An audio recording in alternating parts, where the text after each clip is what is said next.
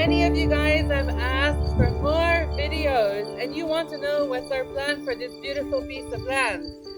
Now, some of you might know that we're planning to build a public garden with a little kiosk, but let us tell you all about it.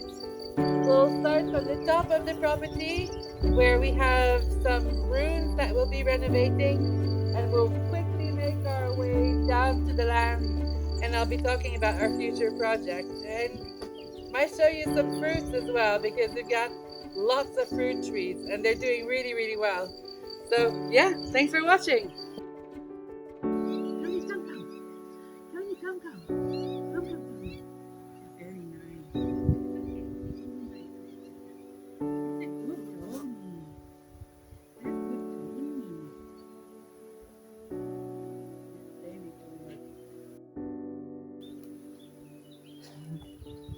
I've enlisted the help of Tony. It's a local shepherd dog. He's a puppy still, just a few weeks old. He's really, really awesome. Very kind, very quiet, and just so perfect. He's not ours though. He's Teresa. And then one day this little guy is going to turn to be a massive boy, aren't you, Tony? Aren't you, Tony?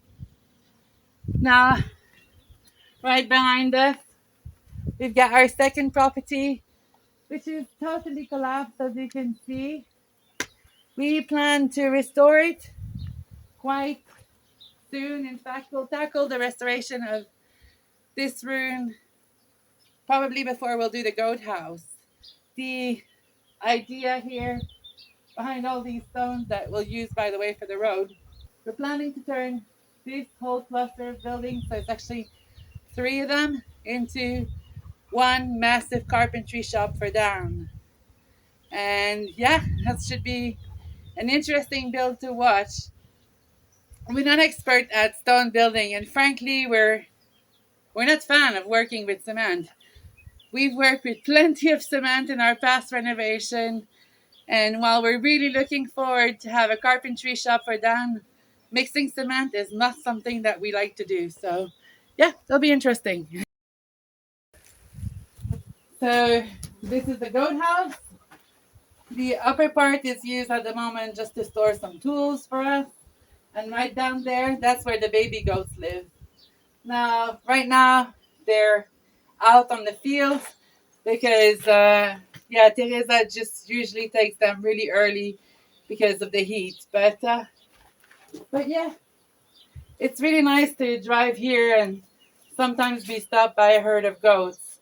For us, this is the kind of traffic that is just worth waiting for.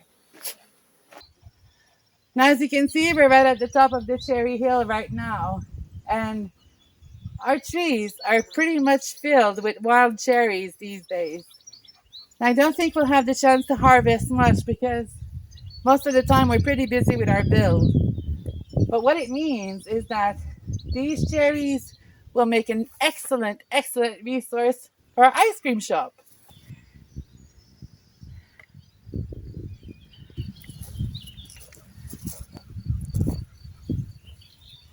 On the right side of the cherry hill, we've got this plateau, if you want to. Now this part is going to be quite important for us because we plan to build a gazebo here. Not your traditional gazebo, of course. In fact, this gazebo, what we're hoping for, is going to be a little ice cream shop where we'll make local ice cream made out of local produce. Now, in this region, or in our hamlet, there are 2 hotels already, and I think 2 or 3 guest houses. So it really wouldn't make sense to start a glamping business or anything like that. In fact, what we think is that it's in the village interest to create another point of attraction. And since there's no restaurant yet where we live, and the closest grocery shop is around 30 minutes from here, and the closest restaurant would be around 15 minutes from us, we think an ice cream shop is going to be very, very welcome by the local and by the tourists. And who knows, maybe this kiosk can also be transformed into a place where local folks can sell their product as well. We're thinking eggs, cheese, bread. Teresa makes the most amazing bread, and it's really worth discovering. But right now, in order to get access to this bread or to the fantastic cheese that she makes, you have to know her.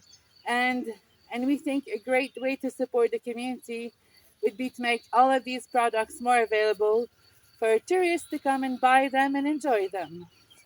But with the heat that we've had lately, for sure, an ice cream shop is going to be a killer. Oh, we hope. I'm going to try to get you situated a little bit. Now, right behind me, there's the water tank, which we hopefully are going to turn into a grotto style pool. Behind it is a miserable attempt at gardening, which you'll see probably later. And right towards the end, we've got 6 trees growing.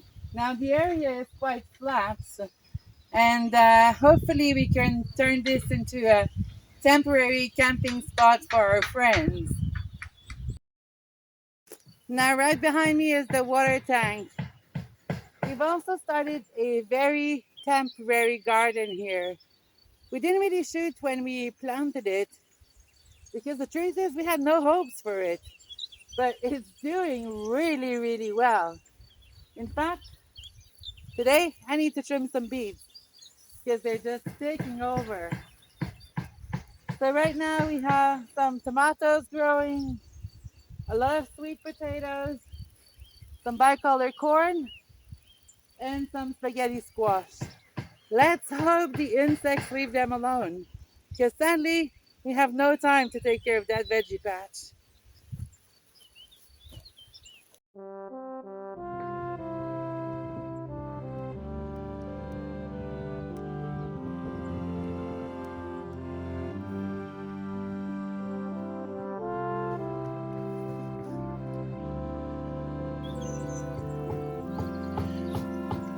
Now this part of the garden makes me so happy. These are spaghetti squash, and frankly they've not been too decimated by bugs. They're prone to aphids, that I know, but yeah, they're doing great here. Spaghetti squash are kind of hard to come by in Europe, but in Canada they're very available, and it's something that I've always enjoyed eating, and Dan's got a taste for them now, so spaghetti squash we may have. In fact, there's a beautiful female flower right there. It's looking promising, guys.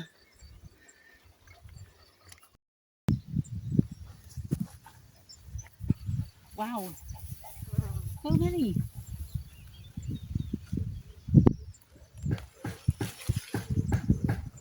First beet. What do you think, Boo? The first food we'll get to eat from our land. Wow. I was very generous when I seeded this.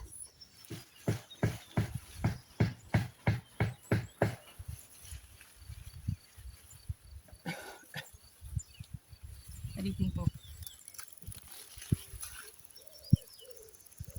Yeah. These tiny, tiny, they're not good, are they? Now they're good, probably, but they're just taking space, aren't they? Yeah. The other ones are not going to be able to grow.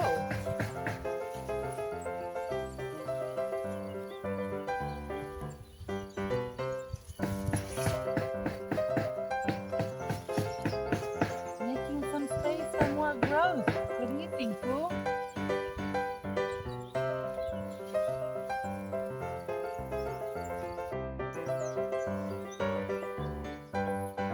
We're now at the far end of our land, and this spot behind me has 2 freshly planted pear trees and 4 apple trees.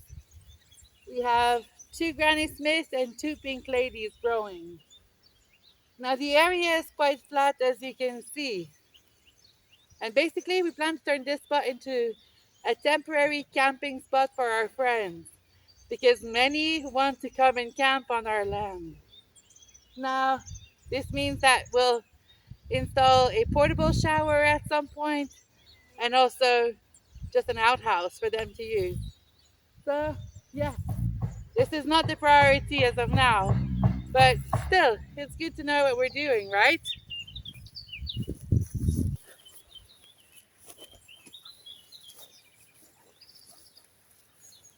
Another great resource that we have available on our land is the pear tree. Now, it still needs a bit of clearing, and last year it didn't produce anything. However, we started clearing it a little bit. I believe it was in week 5 or something like that. And it's already bearing fruit, so that's good news. We're now towards the middle part of our land, and as you can see, we've got apples growing. Now, these are just, I don't know if the camera will pick them up. These are just little crab apples, and they're quite tasty and sweet, so they'll be super good to make apple jelly, but they'll also make great food for the rabbits, which we plan to introduce soon.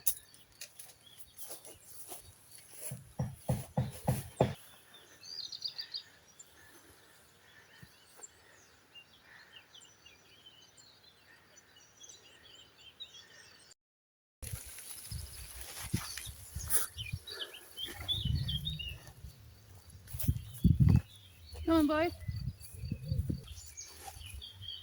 The road that you see me on right now is also one of the projects we'll tackle quite soon. Now, we had planned to take care of this before we started building the house, but there was so much delay in getting the stones. Anyway, before autumn comes, we definitely need to take care of this road because it's gonna get muddy and we're gonna get stuck even with a 4x4.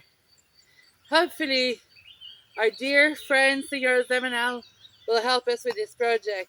So yeah, can't wait to see how it turns out.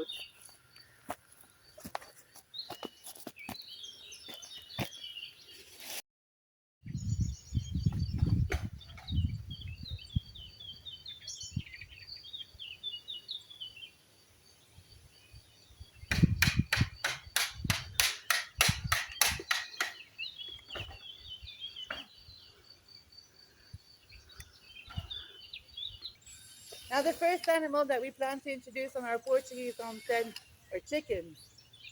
We have planned for 5 hen and a rooster, and this little run is just going to be for the morning for them. Now, the chickens should, in theory, move in September, more or less, which means that all the sunflowers that we've planted around the run area should be ready for them to eat. Now, yesterday, our friend Ricardo came and gave us a hand. He just cleared out the whole land, which means it's pretty perfect to give you a tour today.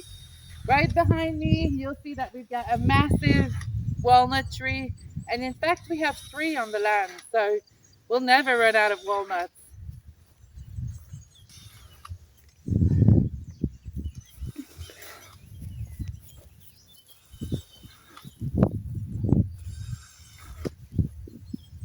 Right there where the car is and where some of our building material is, we plan to do a big roundabout right here and make it like a turning point for our car.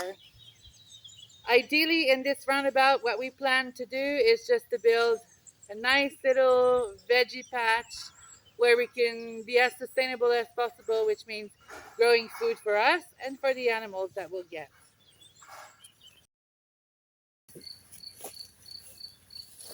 Now, right at the back of our house, we have a cluster of white fig tree growing. And of course, it needs clearing, no doubt about it. But we think it's a really good start to being self-sufficient because our land is already producing food for us.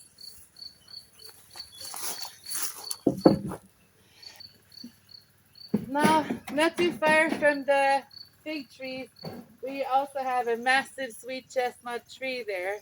It's a wild chestnut tree, which means that the nuts itself are a little bit smaller, and apparently they're not as tasty as the varieties that farmers plant all over the region. Nonetheless, it's free food for us and for our chickens, so we're happy about that.